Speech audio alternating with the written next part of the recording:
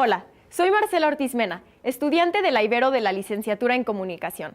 En esta emisión especial, producida por el Departamento de Comunicación a través de Ibero TV en asociación con Animal Político, discutiremos en torno al proceso electoral que se avecina. Los debates son la expresión de los candidatos y las candidatas para resolver los problemas del país. Son esenciales para fortalecer nuestra democracia. Para abordar diversos temas en torno a los debates, nos acompañan Rubén Álvarez, Isabela Cordoneanu y Samedí Aguirre. Comenzamos. ¿Qué tal? ¿Cómo les va? Vamos a conversar esta vez, en esta ocasión, sobre los debates presidenciales.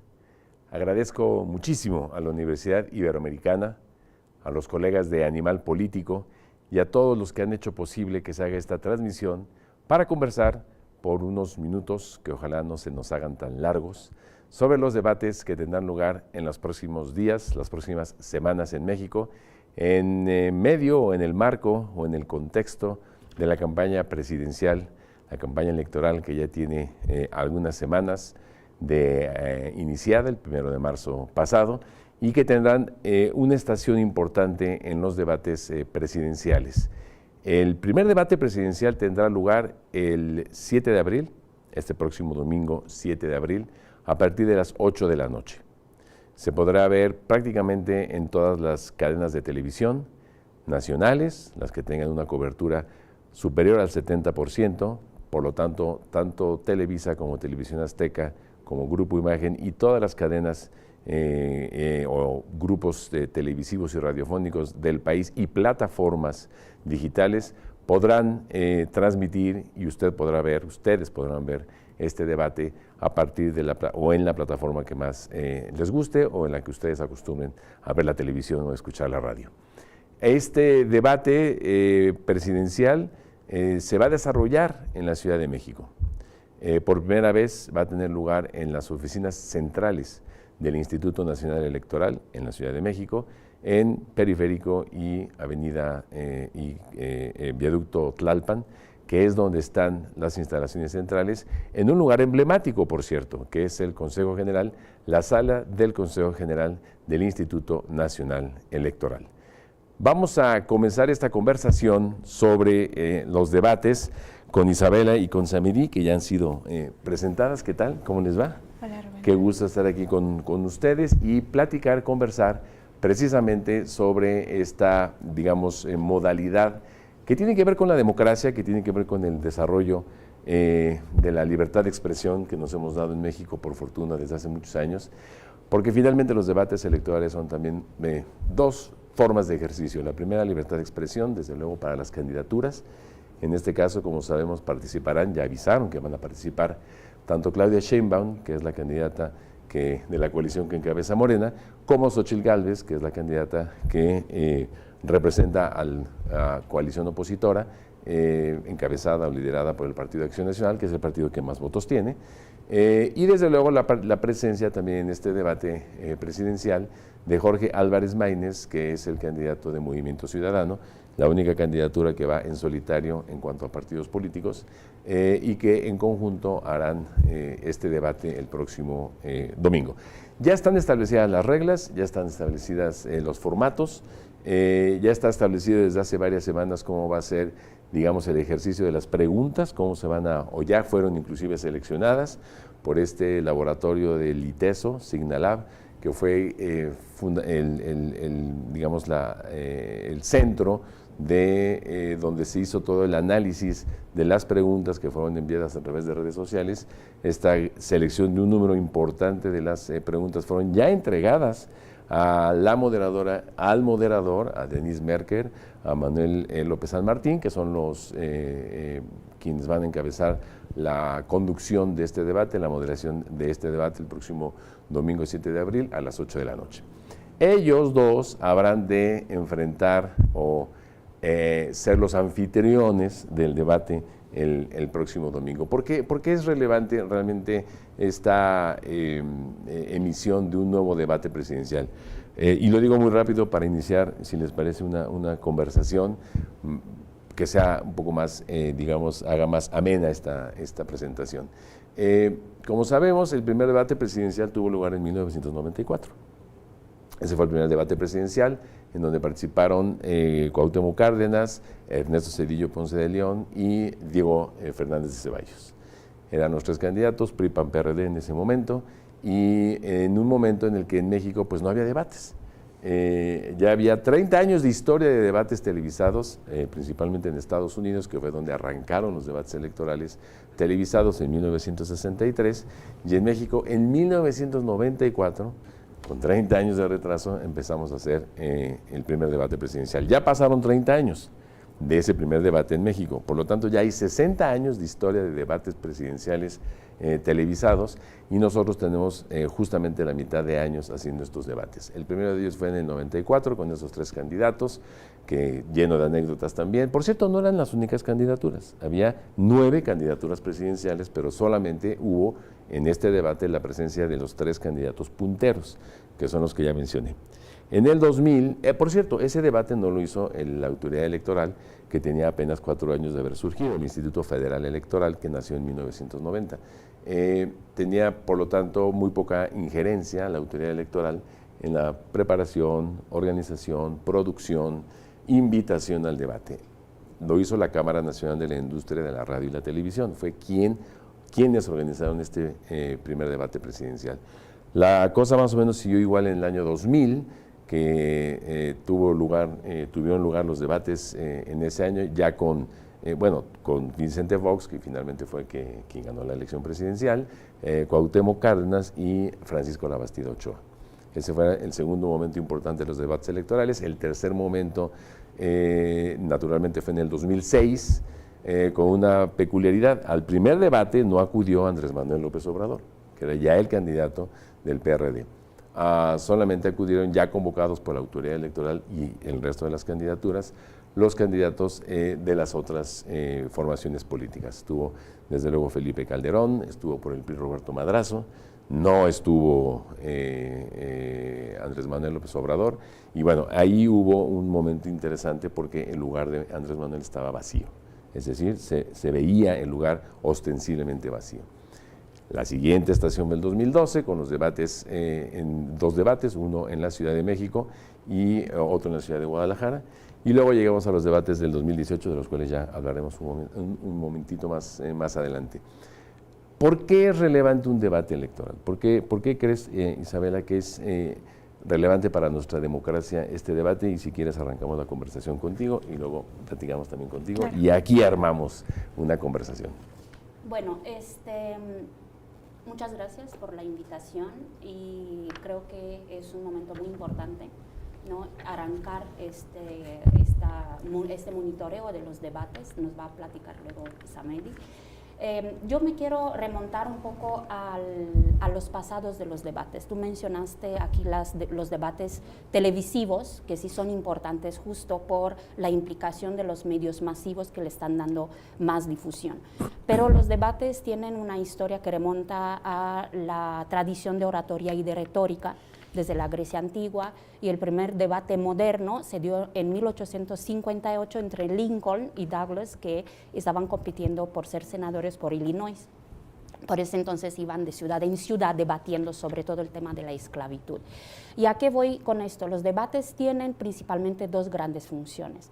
La primera es la función informativa, porque los candidatos tienen que dar a conocer sus propuestas, ¿no? Y idealmente entrar en un diálogo, ¿no?, sobre las propuestas. Pero los debates tienen una segunda función muy importante, que es la función de persuasión. Por eso vemos en los debates no solo un intercambio de información, sino un intercambio de ataques. Por eso vemos mucha comunicación no verbal. Por eso vemos mucha posición de soundbites. Yo creo que nos recordamos mucho de los debates de 2018 de Rikin Kayanin, ¿no? O sea, no es Rikin Kanayín. O el momento cuando se guardó la cartera, ¿no? Sí, Entonces, sí. los debates son también un performance, ¿no? Y aquí me quiero remontar a un debate, es un debate que tenemos en la academia sobre los efectos de los debates en el voto o los efectos en la ciudadanía, porque mucha gente va solo a los datos de rating, ¿no? Por ejemplo, que en 2018 un primer debate tuvo como 10 millones y pico, dice el INE, de audiencia, y el otro 12 millones y 600, ¿no? Pero un debate no para la noche del debate, porque el debate se vuelve, en esta era de redes sociales y de medios masivos, se vuelve parte de la comunicación de campaña, porque en las semanas siguientes lo que vamos a ver son spots sobre el debate, spots con información del debate. Es que alguien dice que el debate interesante es después del postdebate, el debate del debate. Porque se vuelve, aún si las personas no vieron el debate, ¿no?, en vivo, van a estar expuestas a un bombardeo noticioso y de publicidad electoral. Y ¿no?, propaganda de los partidos políticos, propaganda. Sí, comunicación política de campaña, vamos a decirle de manera elegante, en donde el debate continúa. Entonces, ¿cómo continúa? También con la función informativa, damos a conocer las propuestas, pero también empieza la gran discusión, ¿quién ganó el debate?, ¿no? Y bueno, aquí me quiero referir a los efectos posibles de los debates. Todavía no está establecido, ¿no? Hay quienes dicen, pues los debates no pueden cambiar el sentido del voto, pero creo que necesitamos tener una mirada un poco más amplia, ¿no? Porque primero sí está confirmado que los debates tienen un efecto de refuerzo. ¿Por qué? Pues ¿quién va a ver un partido de fútbol? A los que les gusta el fútbol. ¿Quién van a ver los debates? ¿No? A los que son los que apoyan a uno u otro candidato, o bien los indecisos que están interesados en política y quieren tener un voto informado, lo que llamamos un voto racional.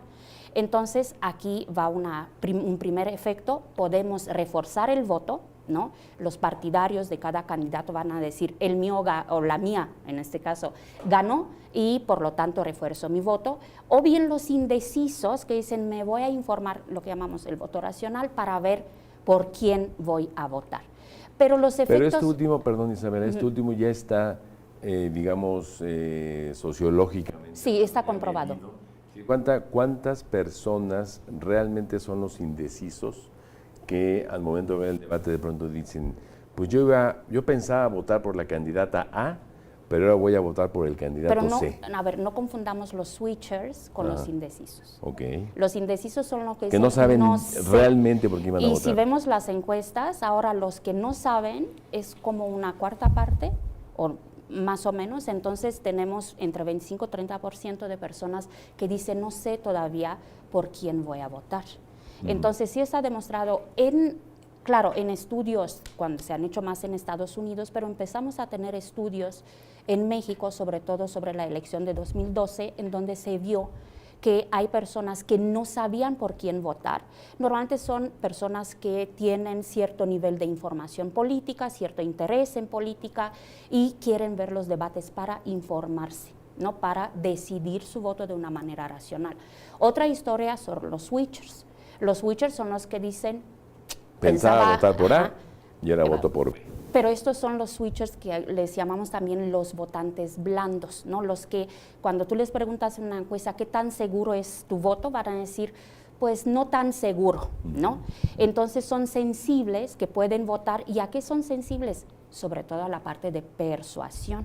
Por esto es muy importante ver cuál puede ser el efecto emocional de persuasión, y para obtener este efecto de persuasión muchas veces se utilizan fake news, se utilizan datos falsos, se están descontextualizando los datos, se presenta, por ejemplo, 80% de aumento en crímenes, cuando realmente, si vemos en frecuencias simples, pues creció de 6 a 8, ¿no? Y por eso yo creo que es muy importante tener ese tipo de monitoreo, ¿no? De comprobación, de verificar, porque reitero, los debates sí tienen una función informativa, pero también tienen una función de persuasión. Tenemos los indecisos y tenemos los blandos. De acuerdo, y has tocado un montón de temas que son muy relevantes en torno a un debate, ¿no?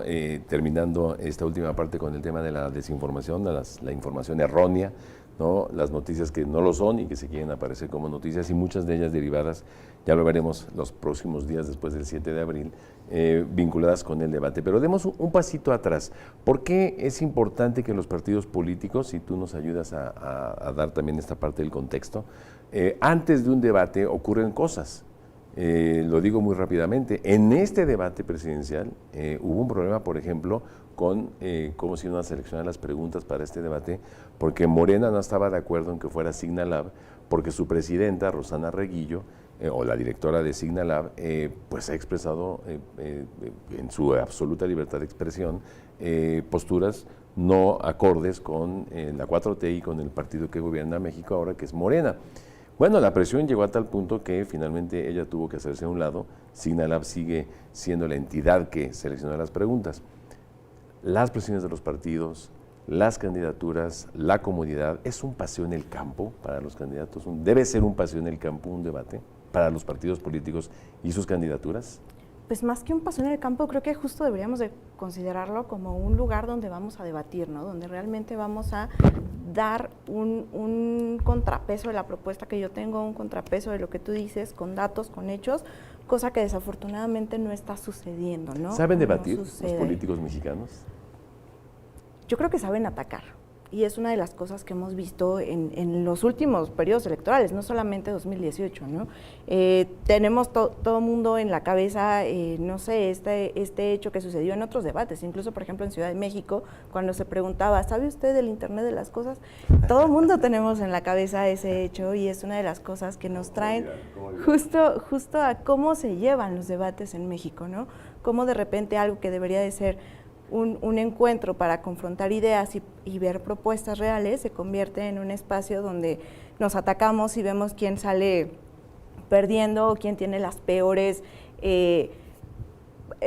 cartas de presentación, aunque al final esas cartas de presentación no se orientan específicamente hacia las propuestas o hacia cómo es el esquema de trabajo que están proponiendo las personas candidatas para el puesto por el que supuestamente están contendiendo, ¿no? Y hay un tema importante que tiene que ver con la preparación de estos debates y la voluntad que tengan los actores políticos de participar en el debate y que lo digan ampliamente. A mí me parece que una persona que quiere gobernar un país, pues no tendría por qué tener ningún reparo en participar en un debate y prepararse para ese debate antes de estar viendo, digamos, las cosas que no me gustan de ese debate, porque normalmente cualquier actor político lo que busca es pues, su zona de confort, pero un debate no necesariamente, o no debería de ser, pienso yo, una zona de confort, sino un lugar en el que tú te preparas, lo digo sin que se me tome a mal, es una batalla de ideas, es una batalla de las ideas donde yo te quiero decir a ti que no estoy de acuerdo con lo que tú dices y lo que yo propongo para ese problema específico, inseguridad, violencia contra las mujeres, el que ustedes quieran, tengo mejores soluciones que tú. Y tú tienes que convencer a la audiencia y rebatirme a mí de que tu propuesta respecto de la seguridad o de la violencia contra las mujeres es mejor de la que yo estoy haciendo. Pero si tú te pones a reparar en que si quién está haciendo la pregunta, en que si prefiero este moderador, porque también ya hubo un cuestionamiento a López San Martín sobre si es pertinente o no que él sea el moderador del debate, pues ya empezamos mal, porque entonces lo que importa es, digamos, los entretelones del debate y no el debate mismo. Termino diciendo esto, en México las autoridades electorales son las que organizan los debates, pero no ocurre lo mismo en otros países. En Chile, por ejemplo, es la industria de la radio y la televisión, sobre todo la televisión, la que siempre ha organizado los debates presidenciales en Chile. Por lo tanto, tienes un margen muchísimo más amplio de libertad, porque es en el ámbito de la industria la que organiza el debate y la autoridad electoral no interviene. En Panamá es un mix, ¿no? Participa el Tribunal Electoral, pero también las entidades específicas que se encargan de organizar los debates. En Estados Unidos hay una comisión nacional, una comisión de debates presidenciales. Entonces, sí importa, ¿no?, que en México la autoridad electoral, siendo la que organiza el debate, se le deje hacer el debate y los partidos políticos y sus candidaturas de buena voluntad y de buena fe participen. Pues es importante, yo creo que centrarnos en esta parte que tú decías de todo lo que está alrededor del debate, ¿no? O sea, el acontecimiento que pasa antes y lo que decía Isabela, lo que pasa después. O sea, una de las cosas que no debemos dejar pasar es que lo organiza la autoridad electoral, en este caso en México, pero también consideremos que desafortunadamente la autoridad electoral en México también es una de las instituciones que más es atacada y que más es víctima también de desinformación durante los procesos electorales, ¿no? La desinformación que circula en redes sociales no nada más es sobre las personas candidatas o los partidos, sino también sobre las autoridades electorales, ¿no? Entonces ahí tenemos como un punto que tomar a considerar en todo lo que tenga que ver con el proceso electoral, ¿no? En este caso, pues los debates. Lo mismo pasa al finalizar este encuentro o esta discusión que tendrán o que tienen las personas candidatas, porque al final todo eso que se dice o lo que no se dice, como decía Isabela, se va a spots, se va a campañas, se va a propaganda, pero también se va a redes sociales. Y en redes sociales ese clip se puede sacar de contexto, ese clip se puede usar sí como una arma de persuasión, como bien decía Isabela, pero también como una forma de desinformar. Y es a partir de eso donde se generan estas campañas de desinformación que se tejen redes. O sea, no es como que una persona decida tomar un clip y sacarlo, sino que justo en esta contienda pues hay demasiadas cosas en juego, ¿no? Regresemos un poquito al previo, Isabela. ¿Por qué me interesa mucho el previo? Porque aquí podemos hablar mucho de desinformación y lo que pasa durante y después de los debates, pero este debate apenas está por ocurrir. Ya veremos qué pasa después, el 8 de abril, ¿no?, sobre desinformación, redes sociales, los memes, los clips que se hagan y lo que tú dices, Isabel, gané yo, no, gané yo, no, gané yo, así. Los tres van a decir que ganaron, ya se los puedo adelantar ahora mismo. 48 horas antes de este debate ya sabemos que los tres ganaron el debate. Ahora, la actitud de los partidos políticos, de la clase política, de los actores políticos para afrontar un debate. Creo que es bien importante que lo platiquemos antes de que entremos a la materia misma de este próximo debate. Isabela. Pues la actitud de los partidos políticos yo creo que obedece a la competencia electoral, ¿no? De lo que yo he visto, están de acuerdo con los debates, están impulsando que sus candidatos vayan a los debates, aunque es como bueno, me regreso un poco y creo que lo importante aquí en los debates es también el clima de opinión pública, ¿no? Cada campaña es diferente. Y en este caso tenemos una configuración pues un poco nueva, ¿no? Tenemos Morena aliada con el PT y tenemos una alianza de ahora la oposición, ¿no? Y el Partido Verde con Morena. De un partido que era combatido frontalmente en el 2015 y combatido frontalmente por Morena en el 2018, que ahora es un gran aliado de Morena. Exactamente. Pero al mismo tiempo yo creo que hay un foco, de eso también creo que es interesante, hay un foco demasiado sobre el debate presidencial, sobre la persona del candidato, y se nos olvida que es una de las elecciones, es la elección más grande, ¿no?, de México, y hay muchas más cosas en juego. Y entonces que las propuestas de los candidatos pueden recaer en las propuestas de los partidos o no. O sea, hemos visto ahora Xochitl que se deslindó de la posición de la alianza, del PAN, sobre la propuesta no me acuerdo si la propuesta del matrimonio igualitario, sobre alguna propuesta dijo, esta no es mi posición, ¿no? Entonces creo que aquí tenemos que analizar bueno, primero en México sabemos que los ciudadanos no tienen una alianza ideológica como en Estados Unidos, ¿no? Se vota más por el candidato que por el partido. La posición de los partidos, la actitud, yo no hablaría de una actitud de los partidos, ¿no?, porque creo que no tienen una actitud, podrán tener una posición, la actitud es de los ciudadanos y de los candidatos, ¿no? Y en este caso, no sé si hablamos aquí de la posición de los partidos políticos para con las autoridades electorales o para con el debate o... Para con el debate, es que, a ver, es que creo que es importante, decías tú, y tienes razón, creo yo, los partidos políticos tienen que responder y responden a una invitación que hace la autoridad electoral. Pero a partir de ello toman una actitud y sí que hay un antes y un después. Y comento muy rápido, Isabela, antes del 2018 los partidos políticos imponían prácticamente todas las reglas del juego.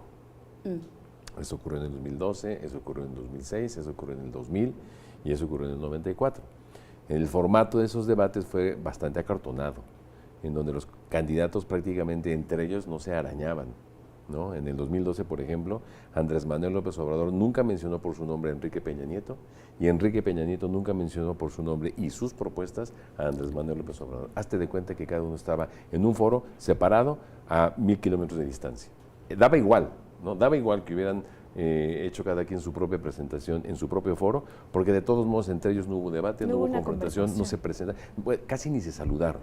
A eso me refiero con el antes, Isabela. Creo que es importante esa actitud que se tiene y la posibilidad de que la autoridad pueda llevar a cabo un buen debate, pero que los partidos políticos no busquen tomar ventaja.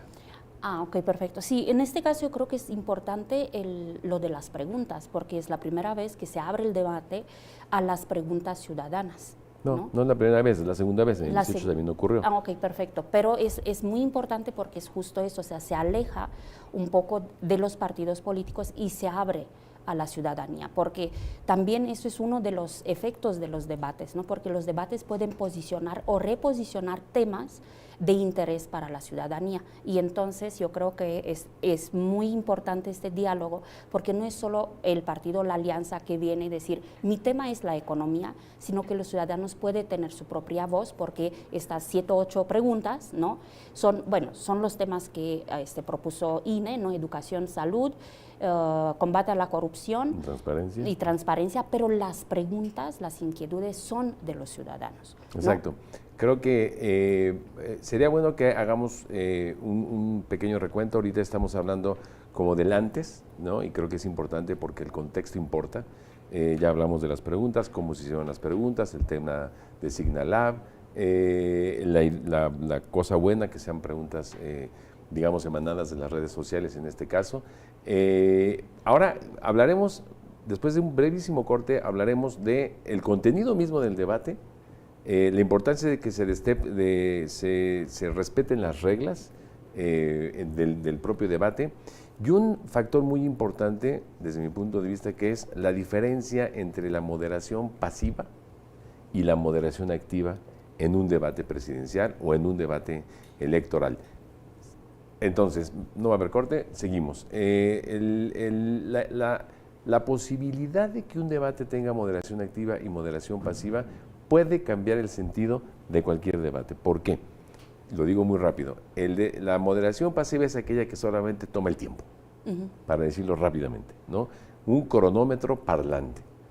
Le queda 1 minuto, le quedan 15 segundos, es su turno, candidata le toca hablar, se le acabó el tiempo. Y ya está. Aunque tengas estrellas del firmamento comunicacional moderando ese debate, pues prácticamente son personas que toman el tiempo. Y la moderación activa es la que, en oposición a la moderación pasiva, te permite interactuar con la candidatura. Y esa es una diferencia del cielo de la tierra al cielo, o de la tierra a la luna. ¿Por qué? Porque entonces tendrías la posibilidad de algo que tú dijiste, Isabela, que es muy importante, mostrar el carácter de los candidatos. Sí, justo, da lugar a eso, ¿no? Me acuerdo, por ejemplo, del debate del 2018 en donde la moderadora le insistía al Bronco, ¿puede desarrollar su propuesta? O sea, ¿qué acaba de decir, no? Acaba de decir esto, exacto. Acaba de proponer que le mochemos las manos a los delincuentes, de verdad. O sea, puede desarrollar su propuesta y creo que eso es muy importante porque al final la ventaja o la utilidad, más que ventaja, la utilidad para la ciudadanía de los debates debería ser poder tomar decisiones de manera informada y poder hacerlo a partir de ideas que estén construidas en la realidad, ¿no? No de cosas que no puedan pasar o de cosas que solamente se me ocurrió y lo dije, ¿no? Ejemplo, yo puedo tener una propuesta muy buena sobre alguna política pública para cuidado de violencia de género, más bien, y no sé cómo hacerla. Entonces ahí es donde uno puede evaluar si realmente la persona que está proponiendo algo tiene interés, al menos, en saber que lo que está proponiendo realmente lo cree y es algo que forma parte de su visión, de su misión y a lo mejor hasta de su personalidad, ¿no? Como cada persona candidata pues toma su bandera, la toma, la hace suya y realmente va a defender eso que dice que va a defender. Y otra cosa es decir, sí, estoy muy interesada en el cuidado de los animales, pero al final de cuentas, si la presentadora o el presentador le pregunta, oye, ¿cuál es tu propuesta al respecto? Y no tengo ni siquiera una idea, el microfonazo, perdón, no tengo ni siquiera la idea de cómo voy a desarrollar esa pregunta o cómo voy a desarrollar esa propuesta, entonces realmente no tengo algo de fondo, ¿no? Y eso es algo que la ciudadanía nos damos cuenta. Creo que es una parte importante que hay que tomar en consideración en los debates. ¿Por qué crees que hay esta preocupación por la moderación pasiva versus la moderación pasiva desde la perspectiva de los actores políticos y sus partidos? Pues porque en vez de recitar lo que aprendieron, ¿no? Va a ser como un examen oral frente a toda la ciudadanía, bueno, a la audiencia que los va a ver. Porque una pequeña audiencia de 10 millones. Una pequeña de 10 millones, digamos, es una fracción de todos los que van a votar, pero es una audiencia, y porque además se salen del guión, ¿no? Allá sí necesitan los candidatos tener muy buenos asesores, muy buenos consultores, pero sobre todo se tienen que obligar a conocer sus propuestas y no solo decir, ¿no?, un eslogan, como dices tú, yo voy a aplicar una política pública a favor de las madres solteras, porque la moderación activa va a decir, ahora dime cómo.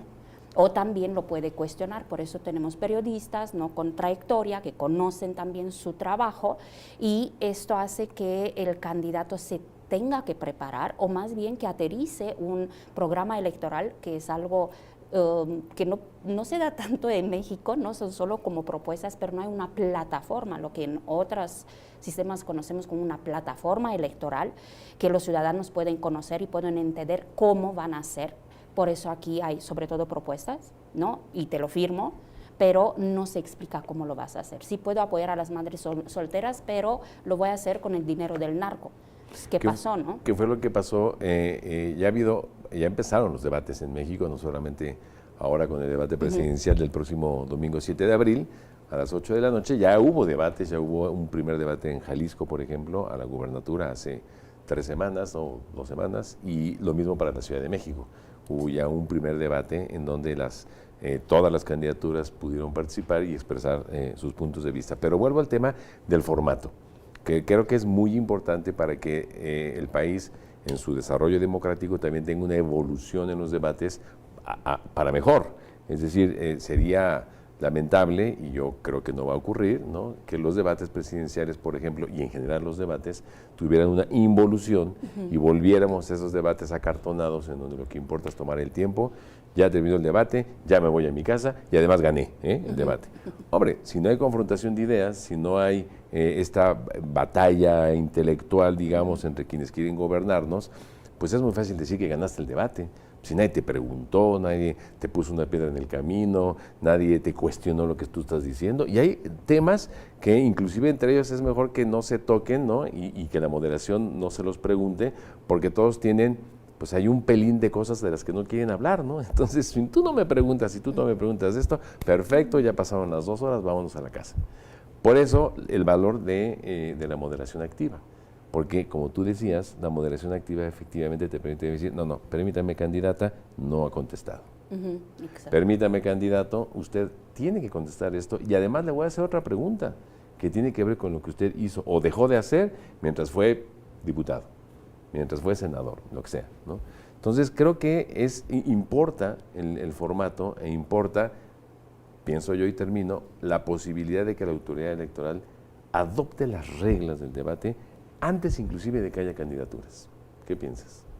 Claro, porque justo, o sea, hablando de esta desconfianza que de repente se tiene en las autoridades electorales, al tenerlo desde un antes no se puede llegar a estas especulaciones o estas teorías de la conspiración que de repente nacen, ¿no? Como de, claro, como el candidato es este o la candidata es esta, entonces lo van a hacer así, ¿no?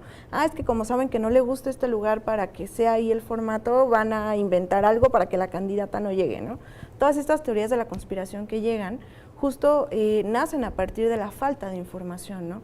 Si existe una información y una comunicación directa entre la ciudadanía y la autoridad electoral, entonces podemos solventar o podemos tratar de aminorar que estas teorías de la conspiración, estos mitos, esta desconfianza se siga convirtiendo en una narrativa, ¿no? Que al final pues es lo que engloba todo esto que termina siendo el debate, que al final, como bien dices, termina a veces siendo pues nada más hay una confrontación un poco más de dichos, que de hechos, ¿no? De discursos que de hechos, y en realidad con lo que nosotros como ciudadanía debemos o deberíamos de tomar decisiones es a partir de hechos, de datos, de cifras, de investigaciones, no a partir de dichos o de repente frases que nos parecen pegajosas y que se nos quedan durante años, ¿no?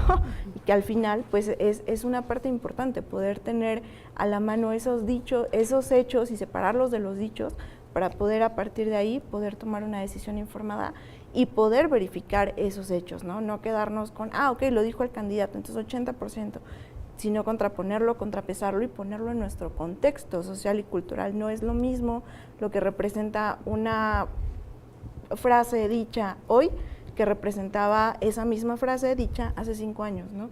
Todo depende del contexto social y político, económico en el que estamos.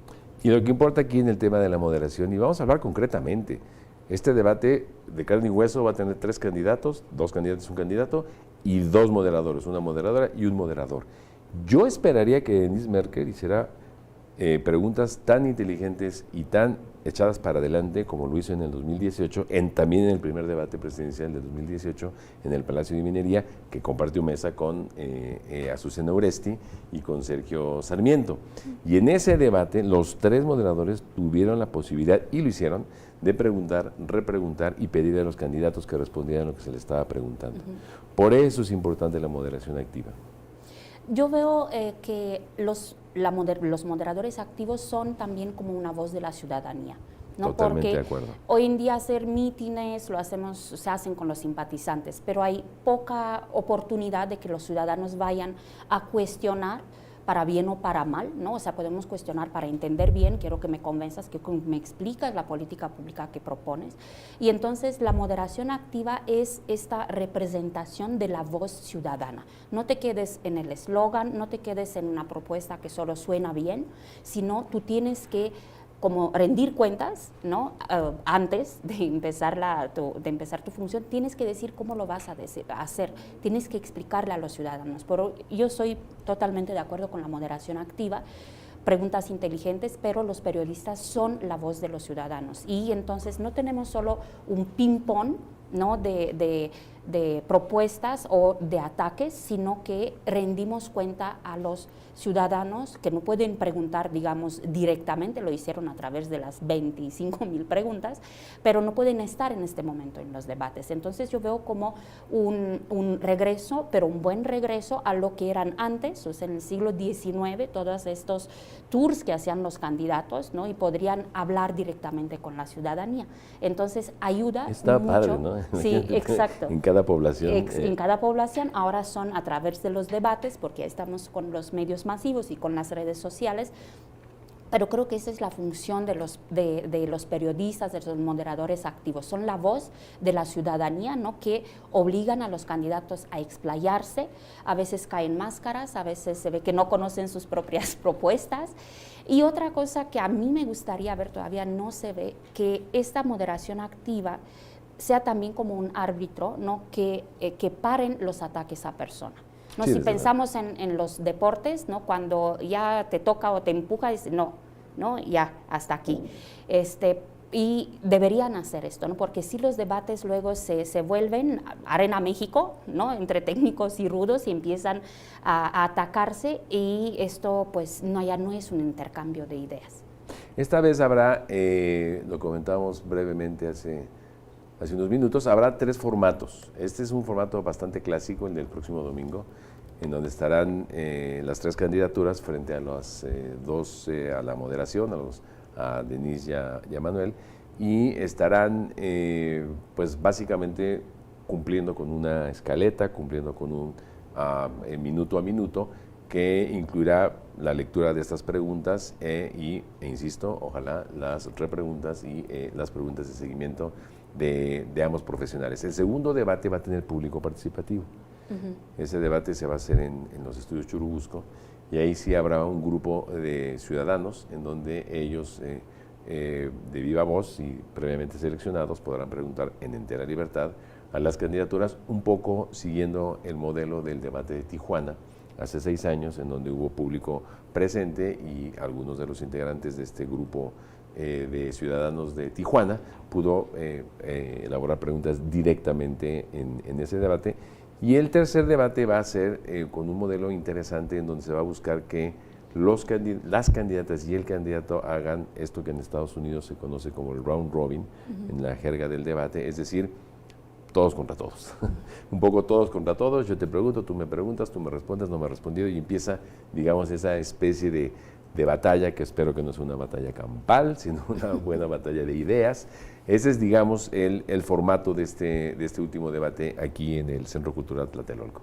Yo les pregunto, ¿qué esperan ustedes de este debate, de este primer debate? ¿Cuál es tu expectativa frente a este debate, en donde ya comentaste tú algunos de los temas? Transparencia y combate a la corrupción, o anticorrupción, a educación y salud, a violencia contra las mujeres. ¿Qué esperas tú de este debate?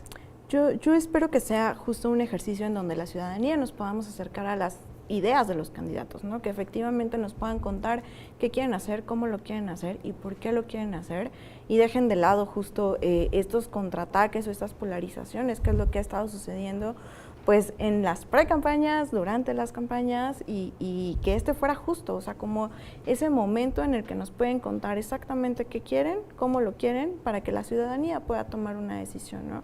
O sea cual sea, ¿no?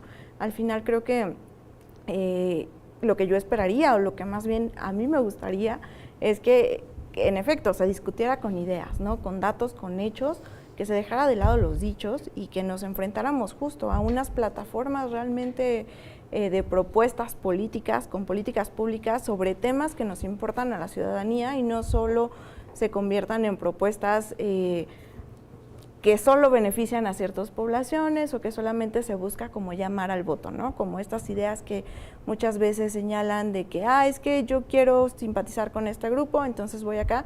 Una cosa que creo que no se nos debe de pasar en esta discusión es que el voto de la juventud, el voto de las personas jóvenes va a ser súper importante, y muchas de las personas jóvenes no conocen a los candidatos, no saben quiénes son las personas candidatos, no tienen una pues a lo mejor un conocimiento anterior, ¿no? sobre su vida, sus propuestas, sus perfiles, y creo que es un buen acercamiento para que se presenten con estas generaciones más jóvenes y que puedan decirle, yo soy la persona candidata, busco representarte con estas ideas, ¿no?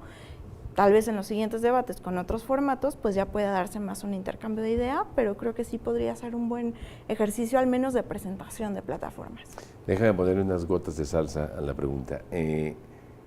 En medio de esta polarización que tú mencionaste al principio de esta conversación, bueno, va a ser muy difícil que un debate electoral, un debate presidencial, pues no sea también de alguna manera este reflejo, ¿no? Yo esperaría, ¿no?, que no se pongan de acuerdo, ¿no?, entre los equipos de las candidaturas, ¿no?, para decir, mira, mejor no me preguntes ni hablemos de fosfo en Nuevo León, y tú, pues hazte cuenta que la línea 12 del metro no existe, ¿no? Y tú, pues no hables mucho del cártel inmobiliario, porque pues como que para qué, ¿no? Entonces mejor nadie se raspa, ¿no? ¿Qué esperarías tú del debate, de este primer debate? Más bien lo que me gustaría ver, porque puedo ser pesimista en esperar algo y optimista en lo que me gustaría ver.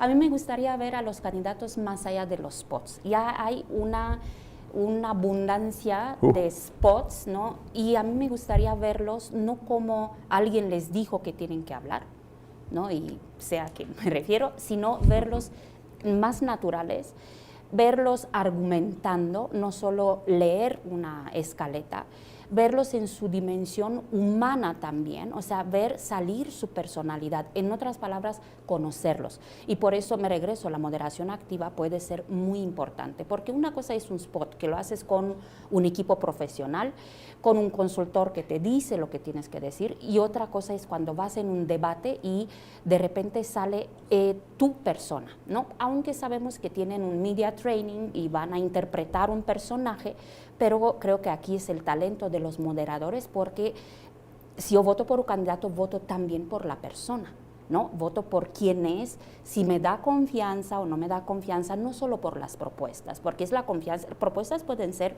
maravillosas, pero son de su equipo y los va a llevar a cabo.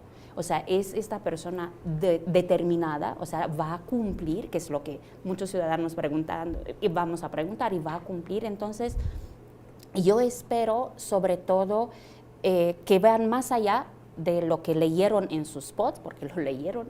Seguro. Lo leyeron, que salga la persona, o sea, me voy más a la dimensión esta no verbal, más de afectiva, ¿no? Y también me gustaría que no salgan con datos falsos, que no salgan con datos Bueno, ahí va a ser muy tergiversados. importante la verificación que se haga de lo que digan. Exacto. Entonces, yo creo que ahí el trabajo que va a hacer Animal Político Exacto. con el sabueso, ¿no? Va a ser muy importante, sobre todo por lo que comentas, ¿no? ¿Cómo hacemos quienes estemos viendo este debate para verificar rápidamente lo que estás diciendo y si lo que dices se apega realmente a la realidad? Pero a ver, hagamos un ejercicio de imaginación. ¿Tú cómo crees que se va a comportar Claudia Sheinbaum? Ay, no sé. Estoy imaginando. O bueno, a ver, supongamos, si tú tuvieras que recomendarle, o no recomendarle, si tú estuvieras cerca de ella y le dijera, pensarías que cómo debería de comportarse, qué debería de buscar de este debate ella. Es que yo sí creo que estos debates, más que un diálogo entre candidatas, entre personas candidatas, debería ser un diálogo con la ciudadanía, ¿no? Entonces, más que hablarle a la oposición, más que hablarle a Xóchitl Gálvez, a Maynes, debería de hablarle a la ciudadanía. Debería de... Sí, pero acuérdate que un debate también es un momento televisivo importante y es un, lo digo sin frivolizar, pero es un show también, ¿no? Sí, claro. Es un show mediático, ¿no? Es un Y para reality show. Es pues, casi un reality show. Entonces, imagínate tú, hablarle todo el tiempo a la ciudadanía cuando la candidata que está aquí al lado me está recordando aquí al oído lo de la línea 12 del metro, por poner cualquier tema, hablando de anticorrupción, ¿qué le dirías? ¿Cómo piensas que ella tendría que responder? ¿No tendría que responder? ¿Tendría que prepararse para eso o no? Yo creo que están preparadas. Todas las personas candidatas están preparadas para presentar sus propuestas, espero. Y que justo puedan emitir todos, tanto Claudia como Xóchitl como Maynes, puedan emitir todas las plataformas que tienen en mente, ¿no? Y que justo ¿Tú qué piensas que tendría que ser la actuación de Xóchitl Gálvez? De Xóchitl, yo creo que, pero creo que además de esto va a ser, ella tiene que recortar la distancia que la separa de Claudia Sheinbaum. Exacto, eso es como Entonces, en lo inmediato ella sabe que tiene una desventaja. Exactamente. Y sabe que los debates pueden tener, aunque efectos, no sabemos qué tanto dura el efecto de un debate, pero uno de los efectos es justo captar a los indecisos, que hay muchos, o captar a los switchers. Y creo que su actitud en un debate va a ser combativa, creo que va a ir con todo, creo que va a sacar los temas muy emocionales, las muertes de la línea 12, por ejemplo, los temas de corrupción, y creo que va a querer, o sea, yo creo que vamos a ver algo, capitalizar eso, y creo que la va a querer arrinconar. A Claudia Sheinbaum. Bueno, el primer debate fue muy interesante en México en 1994, porque Diego Fernández de Ceballos utilizó muy bien el debate. La verdad es que era, creo yo, el mejor preparado. Bueno, así se dijo en aquel momento, ¿no? En todos lados salió publicado así. Los consultores dijeron que él ganó el debate, claro, pero ya no ganó la elección. Y luego tuvimos el efecto de que desapareció Diego Fernández Ceballos por un mes, ya no hizo campaña prácticamente. Eso es algo que está ahí como en el limbo y que creo que hace falta poner un poco más de claridad de qué fue lo que pasó con Diego durante ese mes, pero claramente ganó ese debate. Y luego en el 2006, que ya lo comentamos, que Andrés Manuel no se presenta, tampoco está claro. Hay algunos comentaristas que en la época dijeron que justamente esa ausencia se relaciona con el 0.5% por el cual perdió la elección y que si hubiera ido, está por dilucidarse eso, ¿no? El hubiera ya se sabe que no existe, pero que si hubiera ido podría quizás haber remontado ese punto 5 y haber ganado hasta un punto, que era lo que necesitaba para darle la vuelta, y ser él el que ganaba por punto 5 y no Felipe Calderón. En fin, hay como toda una serie de expectativas, por eso preguntaba qué se puede esperar del debate. ¿Y Álvarez Maínez? Yo creo que va a sacar las palomitas. Como Chertorivsky en el debate en la Ciudad de México. No lo sé. ¿Qué piensas de Álvarez Maínez? Pues es en que, el debate, ¿eh? No en general. No en general. En el debate. No. Pues es que justo, o sea, hablábamos un poco con el equipo y platicábamos que Álvarez Maínez es quien más necesita presentarse. O sea, hay muchas personas que a lo mejor no han tenido la posibilidad de acercarse a su plataforma y conocerle como candidato. Xóchitl Gálvez y Claudia Sheinbaum tienen una exposición mayor tanto por los partidos que representan como por la historia política que ellas ya tienen. Y en el caso de Maínez no es que no tenga una historia política, ni es que no tenga una plataforma, pero sí tiene a lo mejor menos exposición mediática de la que tienen las candidatas, ¿no? Entonces, en su caso, pues sí sería importante que se O sea, tú dirías que Álvarez Maínez tiene todo por ganar y muy poquito que perder en el debate. Yo creo que todos estamos todos están, yo no estoy, todos están en la misma, digamos, tesitura. Exacto. O sea, es como el arranque. Quizá podría ser como un primer acercamiento y ya para los siguientes dos debates ya podríamos tener como un poquito más de esto, ¿no? Pero lo que decía Isabela, ¿no? Hay que acordarnos que pues sí, o sea, los debates al final, la idea no debería ser quién gana y quién pierde, ¿no? Sino justo quién expuso más ideas y quién tiene más propuestas que realmente sean funcionales y sean útiles para la ciudadanía. Pero sí que hay un tema de Álvarez Maínez, ¿eh? A ver, hagamos un poquito de memoria. Acuérdense que el candidato que tenía que originalmente ser el candidato de MC es el actual gobernador Samuel García de Nuevo León. No vamos a hacer aquí un recuento de lo que pasó y finalmente queda fuera, regresa a la gubernatura Samuel y pues ahí un chucuchú en Movimiento Ciudadano y entra Álvarez Maínez, ¿no? Sin embargo, sí que hay un tema, es decir, me parece a mí que Álvarez Maínez va a tener que hacer un esfuerzo adicional por demostrar que no es ni pro Morena ni pro Xóchitl Gálvez, ¿cierto? Es decir, ¿qué tan opositor es Álvarez Maínez respecto de Morena o Claudia y qué tan opositor es Álvarez Maínez respecto de Xóchitl? Porque él no puede, me parece a mí, ellos dicen que son la tercera opción o la verdadera opción, lo nuevo, la nueva política, etcétera, y no se va a entender si Álvarez Maínez hace un performance en el debate en el que se le vea más anti una candidata que otra candidata. Yo me estoy orientando por los spots que han salido hasta ahora, ¿no? Para hacer como bueno, no nuevo, pero mi análisis. Y los posts de Álvarez Maínez son muy de alegría, ¿no? Solo van es una cosa muy de Nuevo León, hacer campaña cantando con alegría. Sí. Y yo no le escuché ninguna propuesta hasta ahora, porque él está en lo que llamamos en consultoría política en name recognition, o sea, apenas se está dando a conocer. Y es más, a mí me sorprendió mucho que salga como Maínez, porque de repente en la boleta no lo vas a reconocer, ¿no? O sea, si no sales con una regla es que posiciones el nombre así como va a salir en la boleta. Años pasados fue toda una batalla para que el Bronco salga como el Bronco también, no solo con el nombre. Entonces me pareció raro que solo salga como Maínez en su campaña, y a mí se me hace que él por ahora está quiero posicionarme por lo menos a nivel de conocimiento, de nombre, y creo que todavía no decidió de qué lado va a ser, a quién va a atacar, a quién medio va a oponer. Creo que está en la indecisión y está esperando a ver cómo va la campaña. No, es que imaginemos una votación en donde realmente se cierre por efecto de los debates, por efecto de la campaña misma, porque todavía quedan 2 meses para el 2 de junio, etcétera, etcétera, y que el factor MC sea el factor determinante en la definición de esa elección, si se cierra, ¿no? Claro, si las cosas ocurren como algunas encuestas dicen que va a haber 20 o 25 puntos de diferencia, pues no hay forma de que ningún candidato sea la pinza, pero podría ocurrir.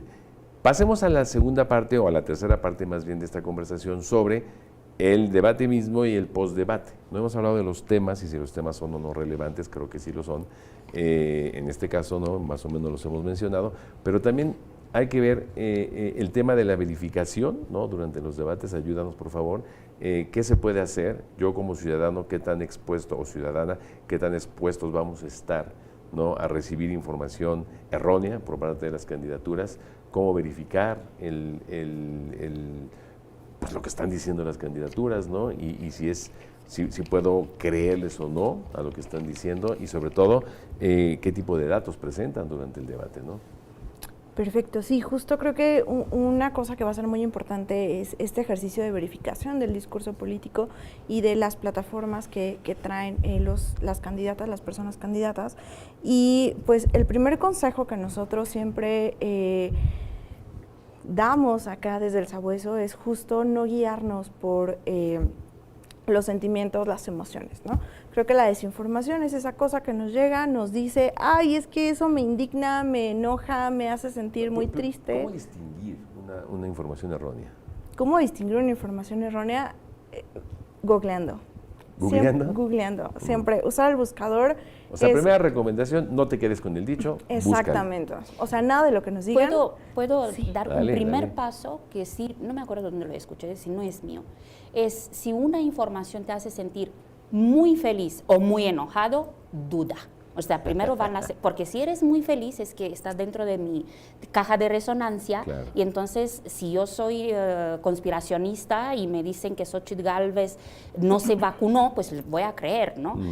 Entonces primero es lo que te entusiasma demasiado o te hace enojar demasiado, puede ser potencialmente una información falsa. Justo, o sea, no dejarnos guiar por las emociones. Si me estoy indignando demasiado, me estoy acercando mucho a esa persona, piensa lo mismo que yo, entonces hay que tomarlo con cautela, ¿no? Lo primero, pues es eso, o sea, es googlear. A veces parece una recomendación muy básica o puede ser como de, ay, ¿en serio eso lo hubiera pensado yo? Pero de verdad, o sea, muchas veces hemos encontrado que una frase, un dicho que dicen, tú lo pones en el buscador de internet y te das cuenta que es algo que o ya lo verificó alguien o que a todas luces se trata de desinformación. A una campaña orquestada desde redes sociales, ¿no? Entonces creo que el primer paso para toda la ciudadanía sería eso, primero poner en duda todo lo que me digan y ya después pues justo eso, ¿no? Poner en el buscador, ver cuáles son los datos y ¿qué googleamos? Creo que eso sería la siguiente pregunta, ¿no? ¿Qué es lo que voy a buscar? Detalles. ¿Qué me está diciendo? Según el INEGI hay una encuesta que dice esto, ¿qué voy a hacer? Voy a buscar esa encuesta del INEGI. Según un estudio de la Universidad de Oxfam dice esto. Perfecto, voy a buscar en Google el estudio de la Universidad de Oxfam, ¿no? Creo que esa es una de las cosas que hay que poner atención, buscar atención en los detalles, atención en las fuentes que nos están dando y si nos están dando fuentes. Porque si solamente llega alguien y me dice el 80%, pero no me dice de dónde saqué esa cifra, entonces justo estamos ahí en una posibilidad de que esa frase o esa cifra pues sea falsa, ¿no? Si me dan fuentes, tengo a lo mejor un poquito más de margen para poder ir a buscarla, ¿no? Complementando lo que dices, creo que sería muy buena práctica en términos democráticos, en términos de transparencia, de rendición de cuentas, que las candidatas y el candidato, si dan datos duros o dicen dar datos duros, digan la fuente y si quieren no desperdiciar tiempo de su bolsa de tiempo dando la fuente, que por lo menos le entreguen a la moderación o a la autoridad electoral toda la información que ellos dicen tener y la fuente de esa información para consumo de la ciudadanía. Exactamente, o sea, un ejercicio de transparencia real, incluso, no sé, se me ocurre, en sus redes sociales, ¿no? También. Al concluir el debate pueden poner, esto fue lo que dije, aquí están todos mis datos, adelante, ¿no? Creo que eso valdría también para la moderación, ¿eh? Sí, claro. Si Manuel o Denise dicen algún dato duro, oiga, candidata, pero según el estudio de Oxfam, por seguir con el ejemplo, dice tal y tal y tal. Lo que Denise o Manuel tendrían que hacer, pienso yo, es después del debate poner en sus propias redes sociales, yo hice esta pregunta, cité el informe de Oxfam y este es el informe de Oxfam para el que lo quiera consultar. Exactamente, de hecho, justo uno de nuestros pasos de la metodología que seguimos en el Sabueso, nosotros seguimos una metodología específica y aplicamos la misma metodología para todas las frases y para todos los candidatos, ¿no? En este ejercicio justo de que pues sea piso parejo para todos y que también las personas lectoras que lo vean puedan replicar este ejercicio siguiendo la misma metodología y llegar a sus propias conclusiones, ¿no? Y uno de nuestros pasos en esa metodología es acercarnos a la persona que dio esa cifra, ese dicho, y decirle, oye, tú dijiste esto, ¿de dónde lo sacaste, no? A veces sí tenemos la suerte de que nos digan, mira, perfecto, aquí está, a veces no. Pero pues ya es como este ejercicio también de diálogo, ¿no? De darle la oportunidad a las personas candidatas, en este caso es algo que vamos a hacer el día domingo, de acercarnos a sus equipos de campaña y preguntarles, oye, la candidata acaba de sacar este dato, ¿lo tienes por ahí? O sea, ¿de dónde salió, no? Y otra cosa que es importante que consideremos igual como ciudadanía cuando hablamos de verificación, es que el hecho de que coincida el dato con la fuente, no por eso significa que todo está bien y es verdadero, ¿no? Muchas veces es más importante ponerlo en contexto, y era lo que platicábamos, ponerlo en el contexto social, político, económico, cultural en el que se está diciendo y qué se espera con ese dicho, ¿no? Todo lo que hablamos, todo lo que decimos tiene una intención, y era un poco con lo que empezamos esta conversación con Isabela, ¿no? Toda esta intención de persuasión, pero realmente esa cifra que es real, voy a inventar un dato, aguas, no lo tomen como verdadero. Hay que hacer un disclaimer. Ajá, voy a inventar un dato. Si, por ejemplo, alguna candidata dice, es que la inflación ha bajado 8%, y entonces tú lo buscas, y sí, efectivamente bajó 8%, pero solo hablamos de la inflación general, no de la alimenticia va en aumento, por ejemplo, entonces ahí tendríamos que decir, es verdad, sea, no información falsa, pero sí... engañosa. Exacto, engañosa, que haya truco. Exactamente. Para poder comprenderla. Puede ser engañosa, sacada de contexto, o incluso tenemos una categoría que es mentir con la verdad. O sea, el dato es cierto, sí es verdad, pero hay que analizarlo, hay que ponerlo en contexto. Pero tú no lo usaste así. Exactamente, o sea, es cierto, pero en este contexto. Si lo pones en el contexto en el que tú lo estabas platicando, entonces la información ya no es esa idea, ya no refuerza la idea que tú estabas tratando de transmitir. Vamos cerrando. Una última intervención, por favor, sobre lo que sí, visualizas de este quiero debate. completar, o más bien ser un poco más pedagógica. Hay datos que son ciertos, pero que son truncos, ¿no? Lo que tú dices, la inflación bajó, pero, a ver, pero si leo todo el reporte, veo que otro es el impacto. Y hay datos que están sacados del contexto. Una cosa es la inflación en pandemia y otra cosa es la inflación después de pandemia.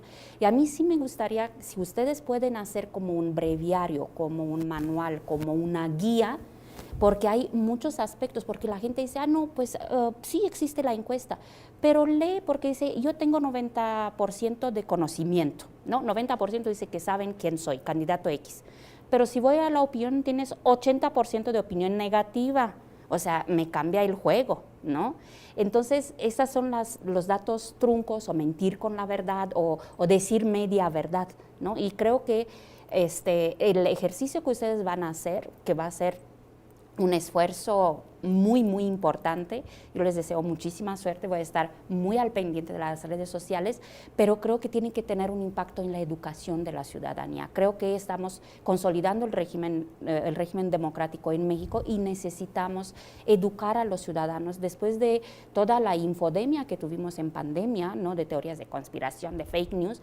Creo que ustedes pueden tener un papel muy importante haciendo esta guía, ¿no? De cómo, no solo decir checa la fuente, sino ojo, porque hay muchos trucos que vienen justo de cómo hacer campaña negra, ¿no? De cómo utilizar la persuasión para bien y para el mal, y esto creo que puede ayudar a los ciudadanos interesados a no caer en estas trampas. Pues los debates electorales ya llegaron, ya están con nosotros. En unas pocas horas tendremos el primer debate, como ya lo hemos conversado aquí, 7 de abril a las 8 de la noche, desde la sede central del Instituto Nacional Electoral, desde el Salón de Consejos del Instituto Nacional Electoral. Ahí tendrá lugar este primer debate. Desde luego les deseamos toda suerte de éxito a las autoridades electorales para que tengan una gran producción de este debate y que sea una gran transmisión televisiva y en plataformas digitales, la que se haga desde el INE. A las candidaturas, pues dos cosas diría yo: que se preparen muy bien, ¿no?, para este debate, y que puedan sacar el mejor de los provechos posibles, pensando en que, como comentamos aquí, son actividades que se hacen para la ciudadanía, y que la ciudadanía es la que tiene que sacar efectivamente provecho de estos debates, en el sentido que sea, para reafirmar mi convicción de por quién voy a votar, para ayudarme a definir cuál va a ser el sentido de mi voto o para cambiar de candidata o de candidato, si es que efectivamente el debate me ayuda a entender otras cosas que antes no conocía o no sabía y entonces puedo cambiar el sentido de mi voto. Normalmente los debates electorales funcionan también como una cuestión pedagógica, es decir, nos enteramos de los candidatos, nos enteramos de las candidatas. Y nos enteramos de los temas de interés. Y bueno, uno espera que el debate sea, yo no me pregunté a mí mismo, pero yo espero que este debate, ¿no? Realmente responda a muchas de las interrogantes que tenemos respecto de qué, hombre, pues de los temas principales, ¿no? Que hay en México, ¿no? Claro que queremos escuchar soluciones a los temas de corrupción. Claro que queremos escuchar soluciones al tema de la violencia en general y de la violencia contra las mujeres, ¿no? Una última idea. Yo creo que quedarnos con esa idea de verificar siempre lo que sea que nos vayan a decir las personas candidatas, busquemos, acerquémonos a sus propuestas y sobre todo busquemos fuentes verificadas. Animal Político, hay muchos otros medios que nos dedicamos justo a acercar a la ciudadanía esta información clave y tomar decisiones informadas. Creo que eso es lo que podemos hacer y pues acompañarnos este domingo, ¿no? El ejercicio de verificación, la metodología que mencioné es pública, está en la página de Animal Político, la pueden consultar y pues va a ser este ejercicio y pues muy emocionados de poder contar con este apoyo de parte de la Ibero. Despedida en 30 segundos. Despedida en 30 segundos. Yo espero que el clima de polarización afectiva y política que vivimos en México no se vea alentado por los debates. O sea, eso sería para mí la cosa positiva, ¿no? Que los candidatos no vayan a polarizar más la opinión, no vayan a polarizar más de lo que se hace actualmente y que realmente los debates contribuyan a tener ciudadanos más informados, más críticos, con la ayuda del ejercicio de ustedes, y al final que se consolide más la democracia en México. Y que la cultura de los debates continúe. Exactamente. Y que no haya involuciones y que la moderación activa sea algo que desde 2018, que fue cuando realmente empezó en los debates de aquel año, llegue para quedarse, o se quede y continúe la moderación activa. Muchísimas gracias a la Universidad Iberoamericana, que es quienes son nuestros anfitriones en esta conversación, en este conversatorio. Muchísimas gracias a Animal Político, que junto con la universidad están haciendo posible esta transmisión. Habrá otras transmisiones porque hay otros 2 debates, ya sabemos, entonces sigan atentos ustedes a las redes y a las plataformas tanto de la Universidad Iberoamericana como Animal Político para seguir de una manera crítica, como aquí se dijo, justamente el desarrollo de estos debates en un momento político fundamental y crucial para México. Muchísimas gracias y hasta la próxima. Una ciudadanía informada toma mejores decisiones y participa, con ello, en la construcción de un país más democrático. Gracias por acompañarnos en esta emisión especial y nos vemos de nueva cuenta en próximos programas de la serie Debates Verificados. Hasta entonces.